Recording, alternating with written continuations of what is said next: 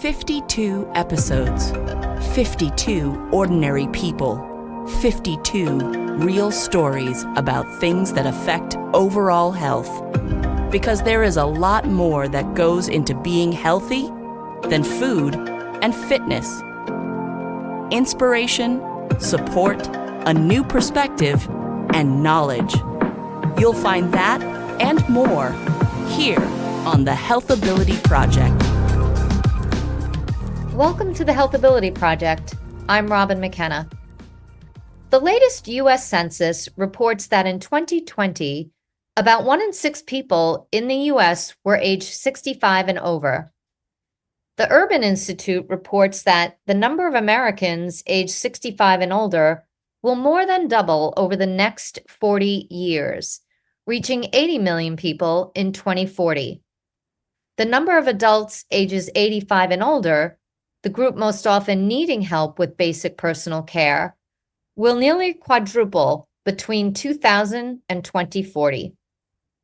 It is becoming increasingly more common that adult children are taking care of their aging parents. These adult children are also managing careers and their own families. The stress and strain on these adult children seems nearly insurmountable and not without its impact on their health and wellness.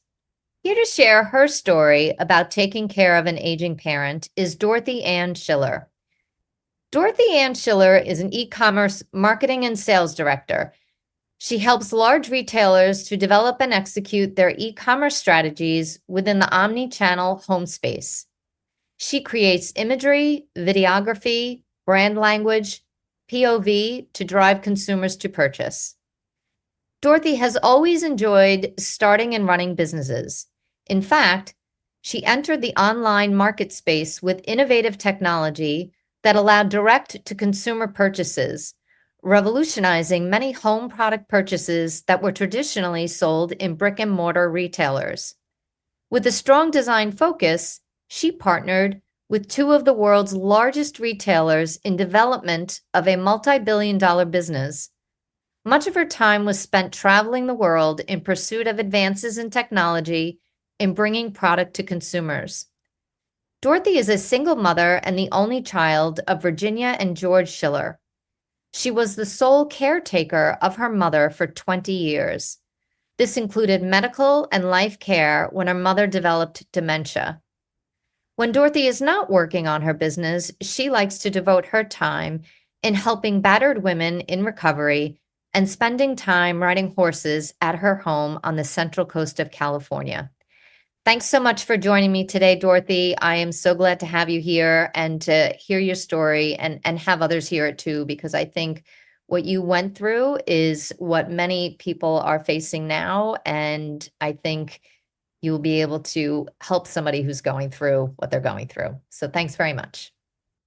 Hi, Robin. Thank you for having me on. I feel very privileged to be part of this effort, and I hope that what I have to share will help several, if not only one person, in a very frustrating environment looking for care for their elder parent.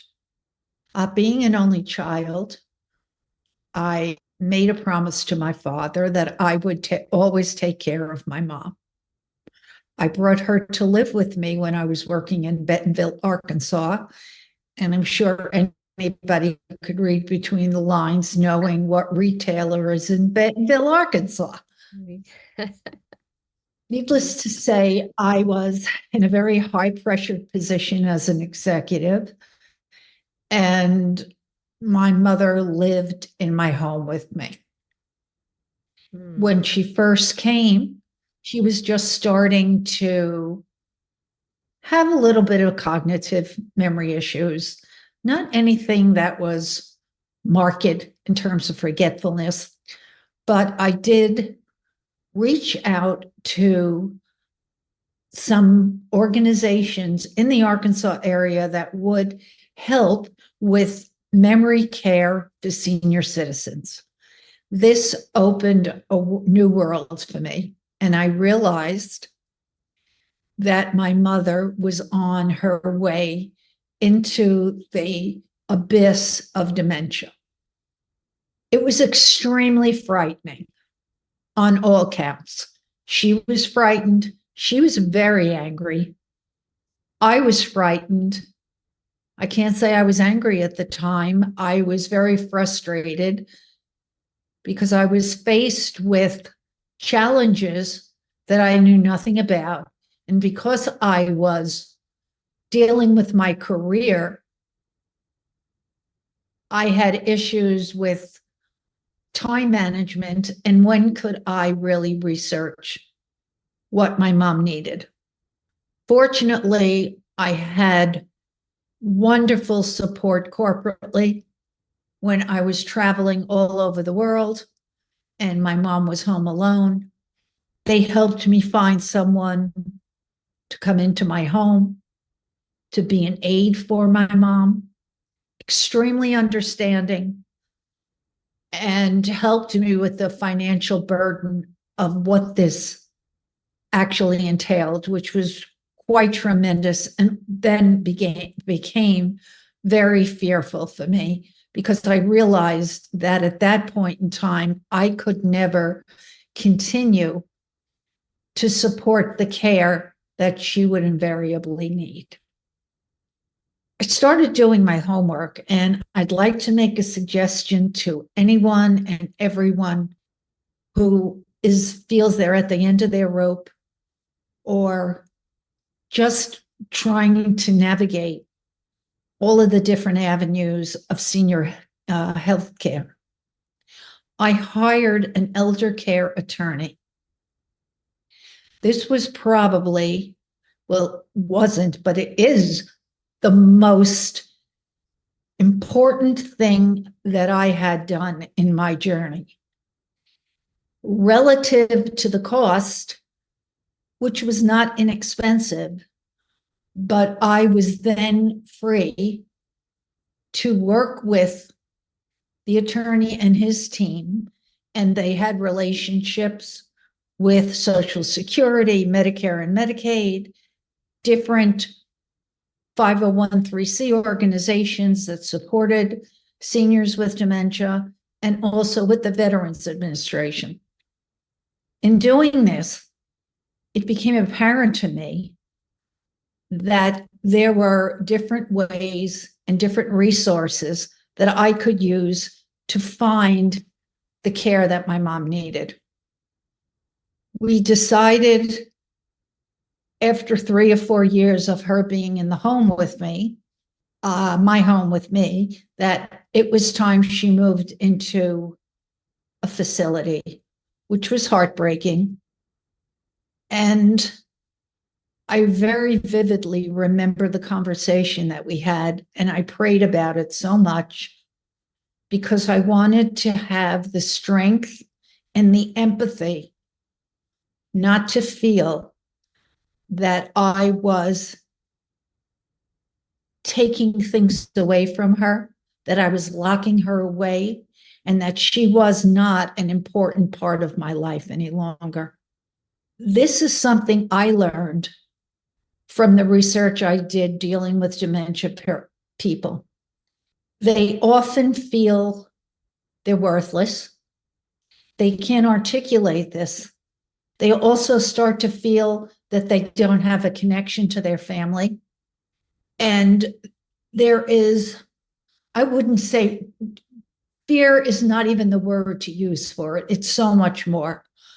And it's heartbreaking when you see some of these people that are in this position, and we need to be as compassionate as we can to them, as difficult as it may be. The attorney was able to find several facilities that were available to me that would take Medicare and Medicaid. And I went to see these different facilities, and I was amazed at what was really available for my mom. The facility that I chose was only about 5 years old, had a very interesting concept in their layout where all of the rooms were off a main lobby or game room so that the dementia patient did not feel they were stuck in a stairwell or in a hallway or on an escalator, which causes a lot of trauma to the person afflicted. This was tremendous. She had a fabulous room. What was very important was that she was able to bring her furniture, her bed, all of her mementos of her life with us when she moved in. So there was that familiarity and security of being able to be in her own environment. It wasn't always easy, especially during COVID, as she did not know what COVID was. And it was a lot of pressure as I was an only child and I was responsible for 100% of the care. And I realized that I really started to need therapy on my own to deal with the resentments that I was starting to build. And I knew that having these resentments towards my mother and towards the situation didn't help any of us and only caused more problems. So that is another thing that I would highly suggest anyone facing this is to see what support is available to the children of someone with dementia. You are not wrong, and don't castrate yourself feeling this anger, this resentment, whatever comes up. It is all normal. These things happen. And again, I was extremely fortunate to be able to have the support group that I had to help me in my journey. My mom fell at the end of COVID and broke her hip and was not able to rehabilitate from having her hip broken. And I was very lucky to be able to spend the last few hours of her life with her and make peace with our relationship, and also to have the joy of knowing that I was able to be there for her. So I hope that this gives some light on some incentives to people in what they're going through or what they will be going through. Thank you so much, Dorothy. This conversation, I feel like you did all my homework. You just organically shared the answers to all the questions I would think to ask. But I do want to back up for a moment. You said, when it came time for the decision to be made to move your mom to a place where she could get more care, and you prayed on it. How did she fare in that conversation with you? Was she accepting of it? Was she kicking and screaming to the door of the facility? No, she wasn't. She was very accepting.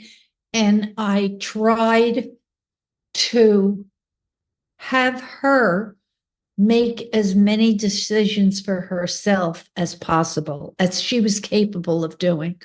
Like what bed covers she wanted to bring, what mementos were important for her to bring, what kind of a TV did she want, which pieces of furniture, what chair would she like, what lamp would she like. And when I said I prayed about it, I've been in recovery for many, many years.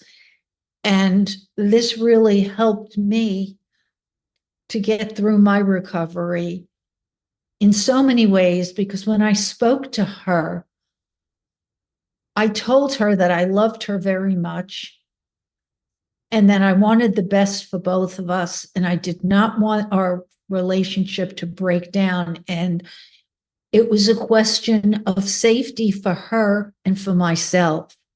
So that's really how we had the conversation. She wasn't 100%, but she thought about it. And then she came to the decision that it was the best thing for her to do.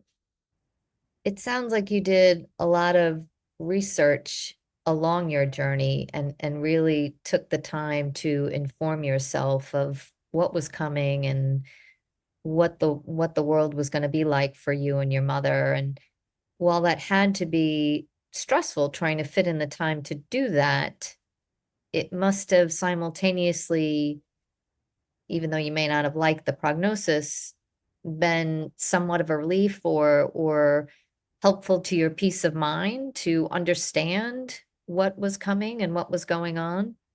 Yes, very much so. Did your mother understand what was happening? Did she realize it was dementia? No, Okay. no, she did not realize it was dementia.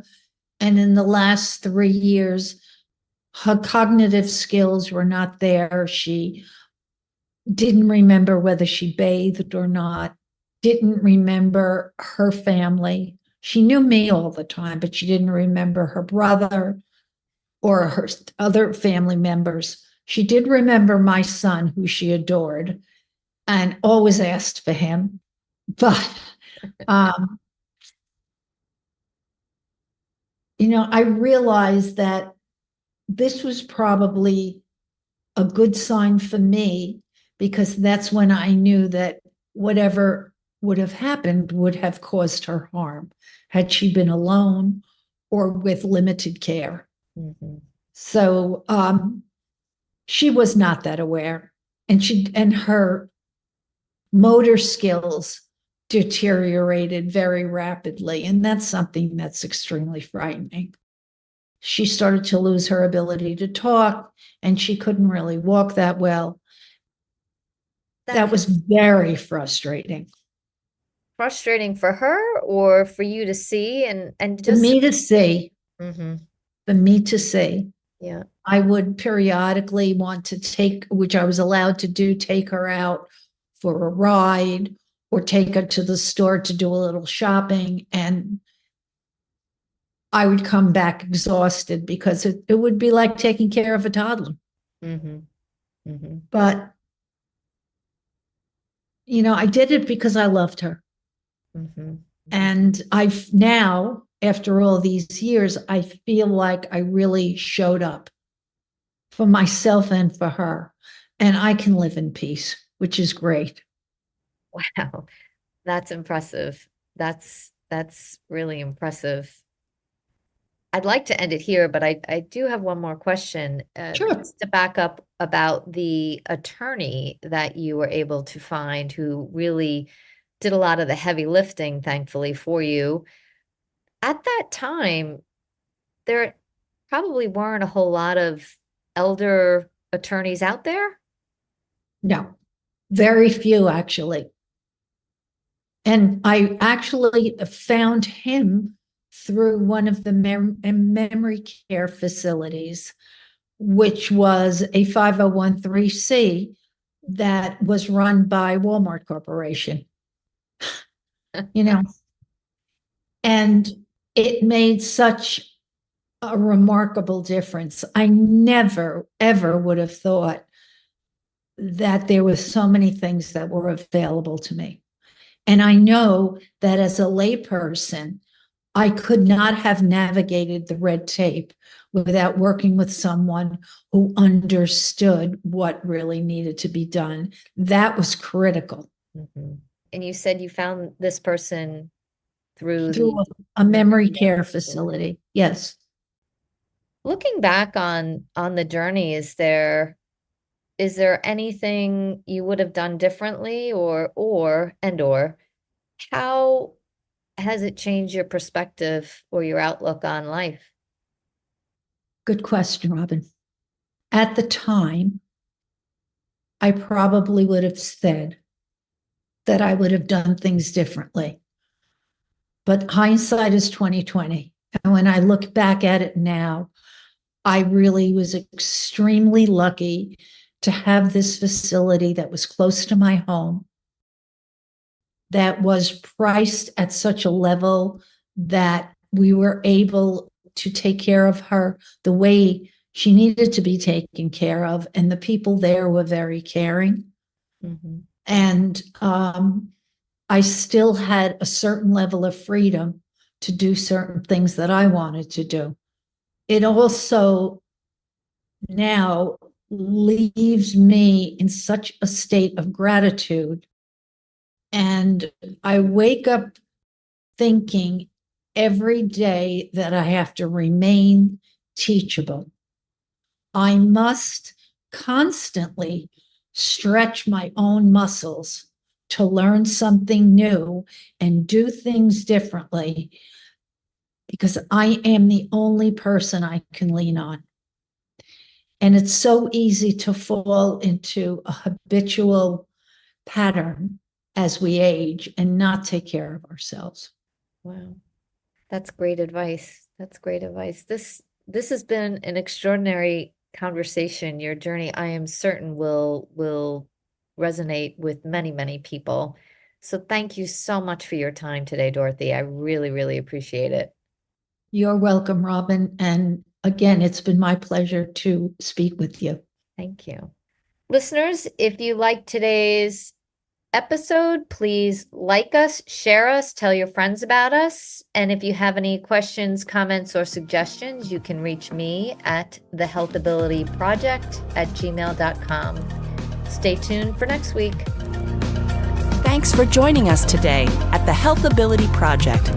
We'd love to hear from you, so please email us your questions, comments, or suggestions, including future guests, to thehealthabilityproject@gmail.com.